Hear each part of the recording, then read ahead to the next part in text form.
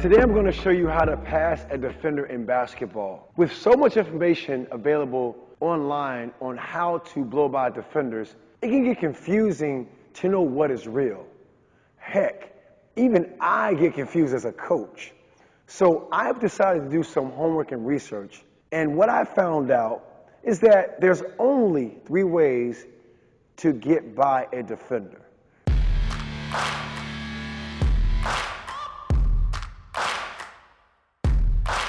I'm Coach Charlie with AttackBball Academy. As a premier basketball player development coach, I've trained thousands of players all over the world with the techniques and tactics needed to be quick and efficient offensive players. So in this video today, I'm going to tell you the mentality you must play with to blow by your defenders. Next, I'm going to show you 2 ways to get by any defender. Last, I'm going to show you one tried and true way to get around pesky defenders. And on top of that, I have a bonus that I'll give to you, but only if you stick around to the very end. Let's get right into the mentality you must play with to blow by your defenders. You must play with immediacy. It's a real word, look it up. When you play or do anything with immediacy, you do it with a sense of importance.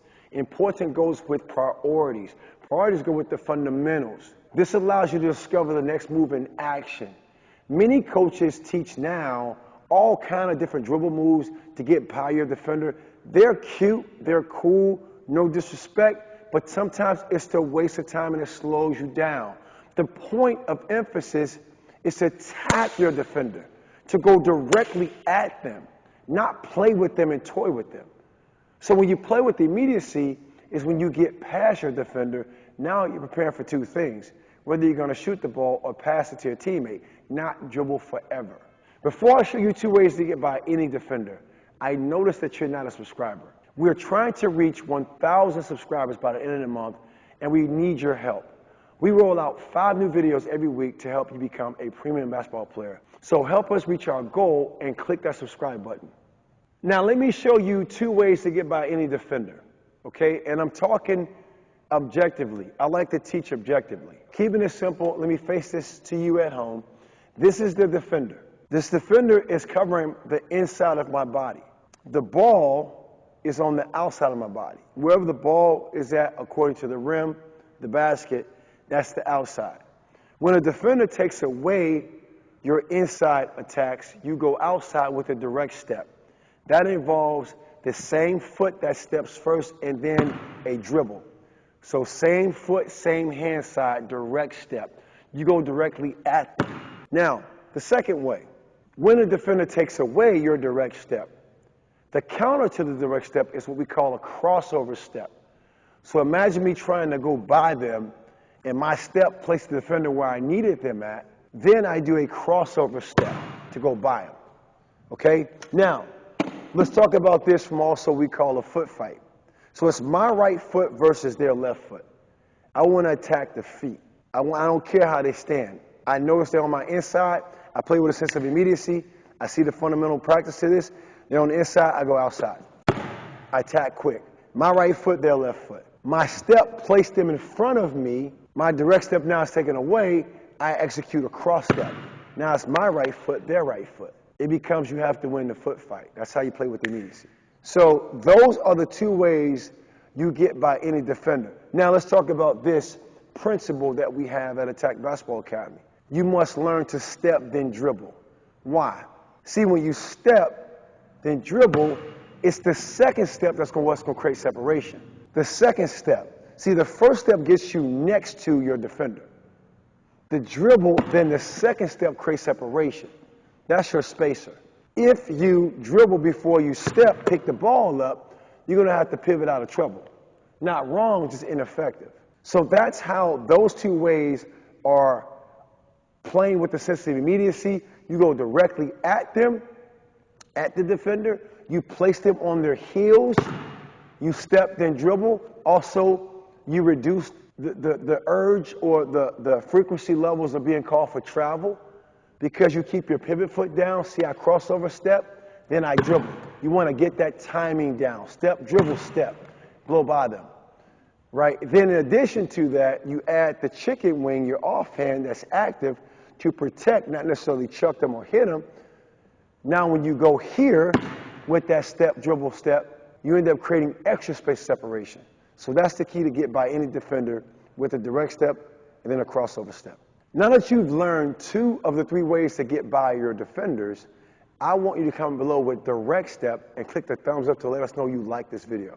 Now I'm going to show you the one tried and true way to get around pesky defenders. So when you have defenders that play you tight and they play the inside hip and inside shoulder very tight.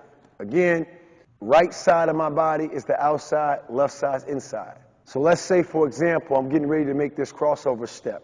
Now I'm using my left foot to attack their left foot. But this defender is sticky. They're pesky. They took away my crossover step. You go with the 3rd way to get by any defender. It's called direct back step.